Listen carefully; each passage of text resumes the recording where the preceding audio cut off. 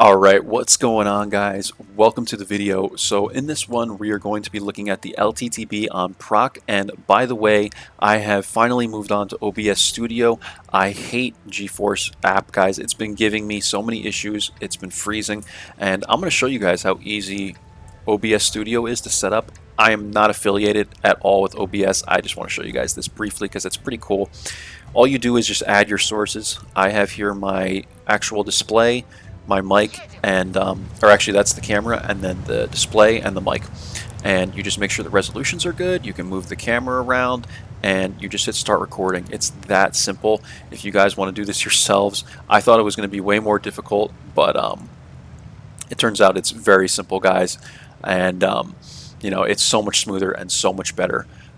So yeah, that's OBS Studio. And one more thing to note, guys, someone commented on one of my videos and they said that I say guys a lot, and this is just me addressing the YouTube audience, right? I say guys a lot, and I say like a lot, and I say a lot. So my point being, I've never been good with speech. I've never been a good presenter, guys. I apologize if I say anything repetitively on the videos, because that's just the way I am. I've always been kind of a shy person and stuff. I've never been like really good with speaking and stuff. So I just do my best. It's a little different when you're just talking to a camera and not a million people, but I do apologize if it bothers you that I repeat certain words. I'm doing my best, but just wanted to note that if you catch me saying anything repetitively a lot, then comment and let me know, and I will try and not say it so much. I'm kind of self-conscious about saying guys now, but this is just how I address, right? So anyway, we're here on Prok, and we spot the even, guys. We spotted the Tornwagen, we spotted the FCM, and you know, KPZ, and we spotted a good amount of stuff here. And I like coming to this bush because a lot of times, every time I try and come up here now, I get lit because everyone's ready for it. And from here, you're safe to be here and not get lit by someone that's here, because that's usually what happens. People come here now so that they can get an initial spot on people that are coming up here. So I go here, and from here, you're usually safe, and you can catch people crossing. You can catch people coming up here, stuff like that. So I like this bush.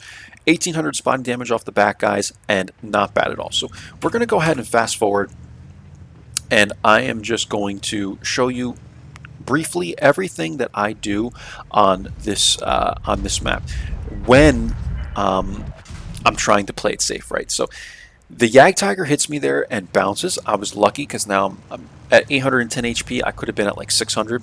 That was very lucky. And all I'm gonna do is just make these active passes, guys. I know it's pretty quick, it's 4 times, but I want to get through this video and show you, get to the good part really, but show you in the meantime kind of how I do this. All I'm doing is just making these active scout runs. Centurion is calling for help. He thinks I can outspot an even 90. You know, it's not going to happen. The even 90 is a one-shot. I'm not going to make myself a one-shot. I want to outplay the light tank. So I'm coming up here, I spot the Karn and the Skoda, and you know, I'm just trying to do a little bit at a time. Patience wins these kinds of games, guys. You want to be patient. You want to burn down the clock, get to the end of the game during crunch time where you can make a difference. Don't die at the beginning, because you can't make a difference if you're not alive to do so, right? So that's what we're doing here. I'm making these runs. I make one more aggressive scout run here to try and spot, you know, the rest of the people over here, because what's happening is we have just the UDES left. I'm noting that on the map. I'm seeing that. I don't know if anybody else is looking at the map, but you know, Skoda's here. He's trying to get some shots, but we only have the UDES basically. And I know we're going to lose this line because what I'm seeing is on this side, AMX is unlit, Jagdtiger's unlit, and I know he's here. SU-130 is unlit, and Scorpion is unlit. More than likely, pretty much all these people are probably going to end up on the one line. I will spoil it for you guys and tell you that the Scorpion appeared over here, so the Scorpion we don't have to worry about. But at the time, he's unlit. I don't know where he is. He's probably back here, right? That's what you would think. So I am not going to be aggressive, guys, is what I'm saying. We're halfway through the game, and there's just no reason for me to make any kind of aggressive pokes here or aggressive runs or try and YOLO down the one line when I know that we have lost it. So instead, I'm just going to play it safe, and you'll see what I'm about to do. You know, make one more pass here, but eventually I'm going to come through the bushes over to, you know, the actual main line here, spot the AMX and stay on the move, and now we know that the AMX is here and Skoda's getting hit, and now we've lost the entire one line, and I know that. So where do I go, guys, when this happens? I come up to these bushes. You could try going like here too and stuff, but I like coming up to here when I've lost the entire one line, because what happens is when you lose this entire thing, you can't come back here because you're going to have a million people that are going to shoot you this way, and then you're going to have people that are pressing this way, and you're just going to be in like, you don't know exactly where people are. And you're going to be in crossfires. If you come all the way back here, it's too difficult to get away. You know, when people coming this way, you'll get lit. So this is the safest bet, in my opinion. The only person that is of a concern is the Skoda over here, right? Because the Skoda will poke and he can spot me because I'm not fully in the bush, but he doesn't because I have good enough concealment, and I know that because he pokes up and doesn't spot me, so I already kind of knew that. I just determined it based on distances and stuff as I was already playing that he doesn't have optics or what have you because he wasn't spotting me. So ISU is coming up and the AMX is now all the way over here, and this is what I mean, guys. Like, you just don't know where people are going to be. They're spread out so much back here, and this is why I just don't feel the need to be aggressive, because anyone can poke up here at any time now since we lost the entire line and shoot me this way. So hopefully, you know, you guys are kind of understanding what I'm saying here. You have to play it as safe as possible. I get a little impatient there, try and take a shot at the KPZ, but someone ends up cleaning them up anyway. And now we're going to get a little more aggressive here. We still want to play it safe, though, right? There's a fine line between, you know, just camping and doing nothing, guys, and playing it safe. A lot of people always want light tanks to YOLO out and just do crazy stuff. I will absolutely agree with people in saying, like, if a light tank is hugging the red line, that's bad. But when it comes to, excuse me, when it comes to playing it safe, guys, that is much different than just camping in a light tank. This is what it means to play safe, right? And that's all, you know, I'm doing here. Spot the SU-130, and now we're lit ourselves. And every time I'm going to spot people here, I'm more than likely going to get lit myself, which means that I'm going to get whacked by people like the Skoda.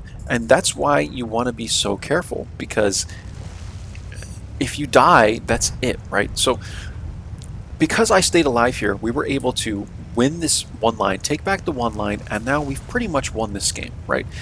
And guys, I cannot emphasize enough to you, patience. Stay alive. Patience wins these types of games. So if you're learning anything from this video, that's what you should take away from it. It's just to be patient, always. I'm not a patient person, but you need patience to play light tanks on maps like these.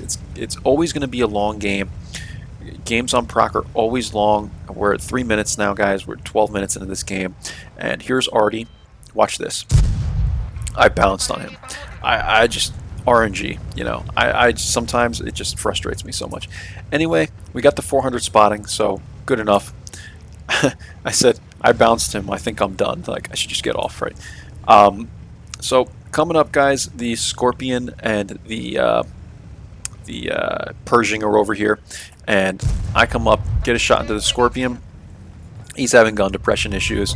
I'm gonna clean him up, and Pershing then tries to YOLO me. He comes out of nowhere, full HP, gets lit by the M46, gets whacked by him, gets whacked by everyone else over there, and it looks like he's trying to come after me, so I use the Scorpion's carcass there to hide, fling myself off the cliff at the very end, and that's the game.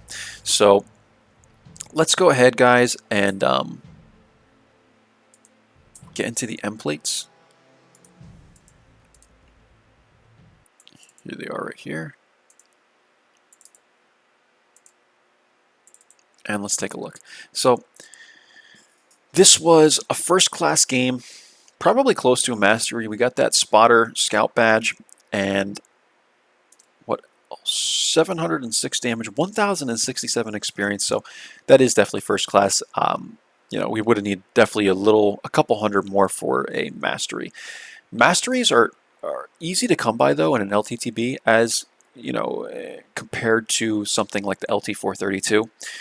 I've noticed this, that, you know, the what do they call them?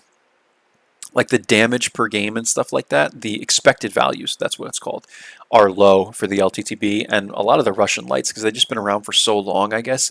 And there's a lot better players that play like LT432 and stuff like that. So even the T54 lightweight, is the expected values are not that high, but they're definitely higher than, you know, LTTB because of the gun and stuff. Anyway, 4,782 assist, guys, 706 damage. This is like 5,400 combined or something like that. Not bad at all, and that's it. So the way I was running this thing at the time was with rammer. I now have I use optical calibration here instead, or no, I put vents on it instead of rammer, and I use vent purge. That's what I use. So I run it like that now, and it's like 480 something permanent view range, and the concealment is even a little better and stuff. And I think this went down to 0.31, the dispersion. So that's how I have it set up, in case you guys are wondering. I hope you are enjoying your holiday time, guys. Hope you're enjoying holiday ops, and I hope you're doing your missions from Arnold.